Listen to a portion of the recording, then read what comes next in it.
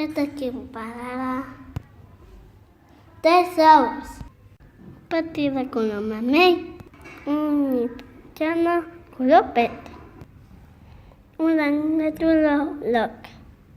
Cap de molts dies, 3 petites taruguetes van començar a arrossegar la paret del teu ou. Després de menjar-la, van sortir a buscar un lloc on descansar. La taruga que havia sortit de l'ou petit era vermella amb ratlles taronges. Tenia 2 antenes. Tenia 3 potes en cada costat.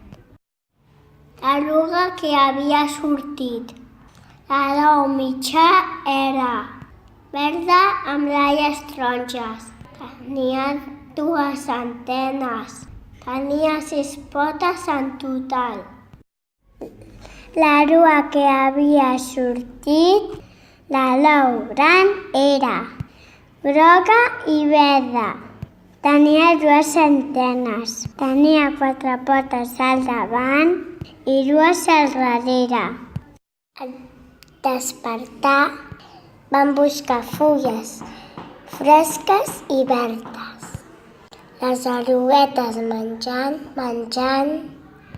creixien i creixien. Creixien i creixien. Les tarugues eren especials. Molt especials. Ajuntaven les 3 cues.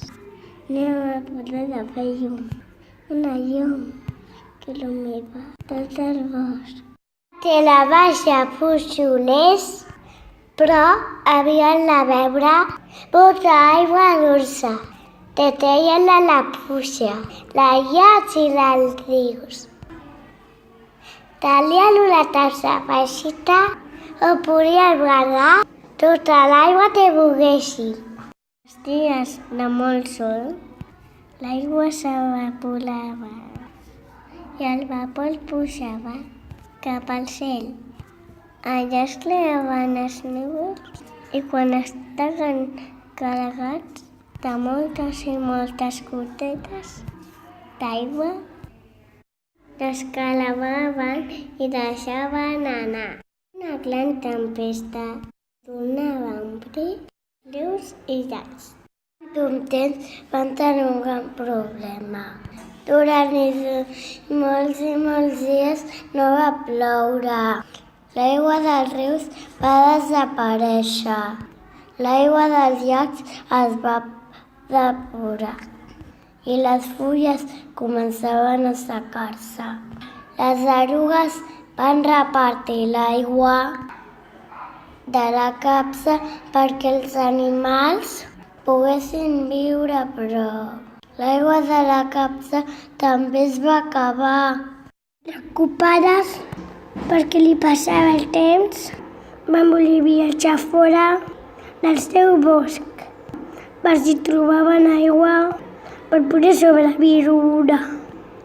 Les 3 tarugues i els seus amics, el Duc i el Cuc i el Duc, van començar el seu viatge. El Duc va buscar des de l'aire en un lloc de l'aigua. El Cuc el coneixia els camins de tot el bosc. Els va guiar pel terra. I el Ruc, que era molt forçut, se'l va pujar a l'esquena. Així van poder anar més ràpid.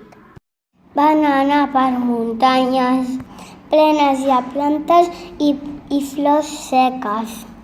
Van creure rius i llacs sense ninguna gota d'aigua. I van veure molts animals que no podien moure's per la calor. Quan estaven ja molt cansats de caminar, van veure una platja. El mar encara era ple d'aigua. Estava salvatge. Quan les 3 tarugues i els seus amics van començar a veure, van estar estrany. L'aigua era salada. Tots els animals van escopir l'aigua. No els agradava gens.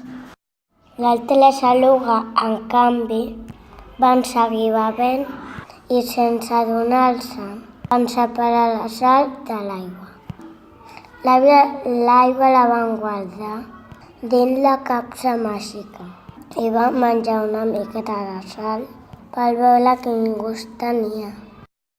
Van descobrir que elles no necessitaven beure aigua, sinó agafar-la de les fulles i les plantes fresques. En aquell moment, també van descobrir que la sal del mar que es donava un nou polet, el polet de la força. Les àlugues tenien tanta força com el Hulk. Després era una aigua sense sal. Els seus amics, les 3 àlugues, van començar a omplir la capsa màgica en tota l'aigua, deixant el polet de força es deixava agafar i van tornar pel seu bosc. Van arribar a casa, les petites àlugues estaven molt cansades i van començar a teixir un capoll en poder descansar. Van estar molts dies dins la crisàlide i els seus amics molt preocupats perquè no sabia què es passava. Es van quedar vigilant. El ruc vigilava des de dalt dels arbres, el ruc des de baix del camí i el cuc des de la fulla.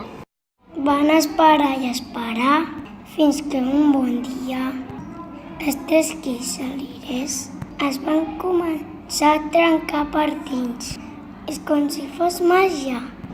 Les 3 erugues van sortir com en tires a 3 precioses papallones.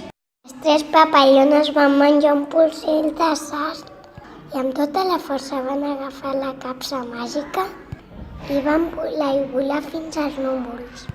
Es van omplir d'aigua i els van fer xocar. En aquell moment, els núvols van començar a deixar anar gotetes i al cap de ben poc una gran tempesta va regar les muntanyes, les plantes i va omplir els rius i els llacs. Les papallones van córrer a amagar-se perquè se'ls mullaven les ales, no podien volar. Aquest dia no va tornar a faltar més aigua, perquè elles sabien on treure-la i els seus amics les ajudarien. Les papallones cada nit, després de menjar moltes fulles fresques, dregades per la pluja, seguien il·luminant tot el bosc. Quan els seus amics necessitaven, menjaven un polsill de sal de mar i se convertien en els animals més forts del bosc.